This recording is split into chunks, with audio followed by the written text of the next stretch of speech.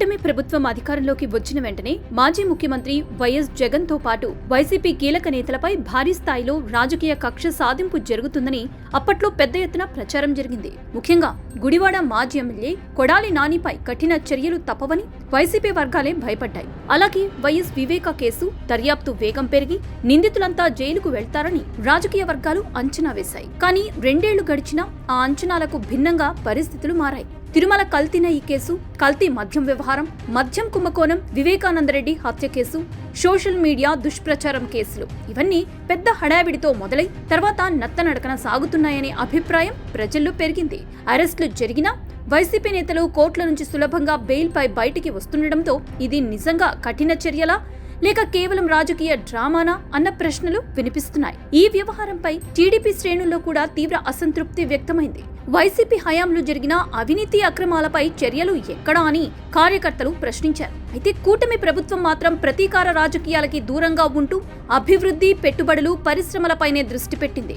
కానీ అదే సమయంలో వైసీపీ ఈ సహనాన్ని బలహీనతగా భావించిందనే విమర్శలు ఇప్పుడు బలంగా వినిపిస్తున్నాయి. ప్రత్యేకంగా అమరావతి అంశంపై వైసీపీ వైఖరి ఇప్పుడు మరోసారి చర్చనీయాంశమైంది. ఒకప్పుడు 3 రాజధానుల పేరుతో అమరావతిని తీవ్రంగా వ్యతిరేకించిన వైసీపీ నేతలే ఇప్పుడు అమరావతి పేరుతో భారీ అవినీతి జరుగుతోంది, రాష్ట్రం మొత్తం డబ్బు అక్కడికే వెళ్తోంది, మిగతా జిల్లాలకు అన్యాయం జరుగుతోంది అంటూ సోషల్ మీడియాలో ప్రచారం చేయటం రాజకీయ ద్వంద్వ వైఖరికి నిదర్శనమని ప్రత్యర్థులు ఆరోపిస్తున్నారు.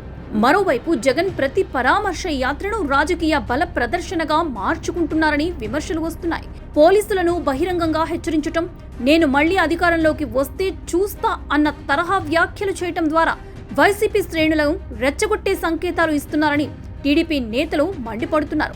నాయకుడు ఎలా ప్రవర్తిస్తే కేడర్ కూడా అలాగే ప్రవర్తిస్తుందనే మాట ఇప్పుడు వైసీపీ వ్యవహార శైలిలో స్పష్టంగా కనిపిస్తోందని రాజకీయ విశ్లేషకులు అంటున్నారు.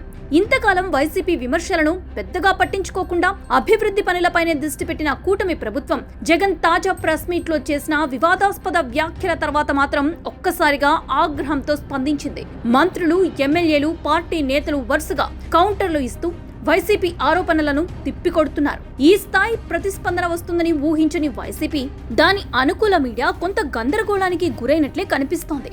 ఇక్కడే వైసీపీ ద్వంద్వ వైఖరి బయటపడుతోంది. కూటమి ప్రభుత్వం స్పందించకపోతే బలహీన ప్రభుత్వం అంటారు, స్పందిస్తే ప్రశ్నించే గొంతుకను అణిచివేస్తున్నారు అంటారు. కేసులు నమోదు చేయకపోతే ప్రభుత్వం చేతకానిదని విమర్శిస్తారు, కేసులు నమోదు చేస్తే రాజకీయ వేధింపులని ఆరోపిస్తారు.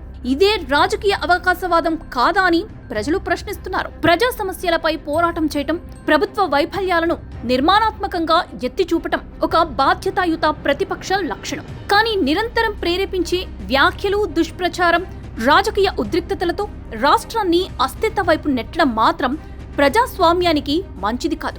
వైసీపీ నిజంగా ప్రజల కోసం పోరాడి ఉంటే రాష్ట్రంలో ఆరోగ్యకరమైన రాజకీయ వాతావరణం నెలకొనేది. కానీ ఇప్పుడు జరుగుతున్నది మాత్రం సమస్యల పరిష్కారం కంటే రాజకీయ ఘర్షణలకు ఎక్కువ ప్రాధాన్యమిచ్చే రాజకీయమే అన్న భావన ప్రజల్లో బలపడుతోంది.